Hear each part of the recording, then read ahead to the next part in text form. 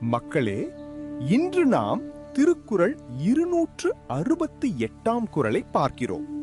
இது திருக்குறளின் அறத்துப்பால் பகுதியில் உள்ள துறவறவியல் என்னும் பகுதியில் இடம்பெற்றுள்ள தவம் அதிகாரத்தை சேர்ந்த குறள்.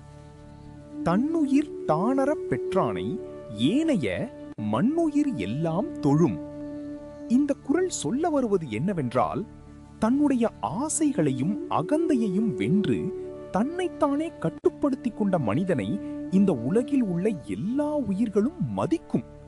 ஏனெனில் தன்னை கட்டுப்படுத்துவது உலகிலேயே மிகவும் கடினமான விஷயம். சிலர் பிறரை வெல்வதையே பெரிய வெற்றி என்று நினைப்பார்கள். ஆனால் உண்மையான பெரிய வெற்றி தன்னுடைய மனதை வெல்வது, கோபத்தை கட்டுப்படுத்துவது, ஆசையை அடக்குவது. அதுதான் உயர்ந்த மனித குணம். ஒருவர் தன்னுடைய மனதை வென்று ஒழுக்கத்துடன் வாழ்ந்தால் அவரை எல்லோரும் மதிப்பார்கள். அவருடைய வாழ்க்கை மற்றவர்களுக்கு ஒரு நல்ல எடுத்துக்காட்டாக இருக்கும். அதுதான் உண்மையான உயர்வு. தவம் என்பது உடலை மட்டும் வருத்துவது அல்ல, மனதை தூய்மையாக்குவது, தன்னை கட்டுப்படுத்துவது.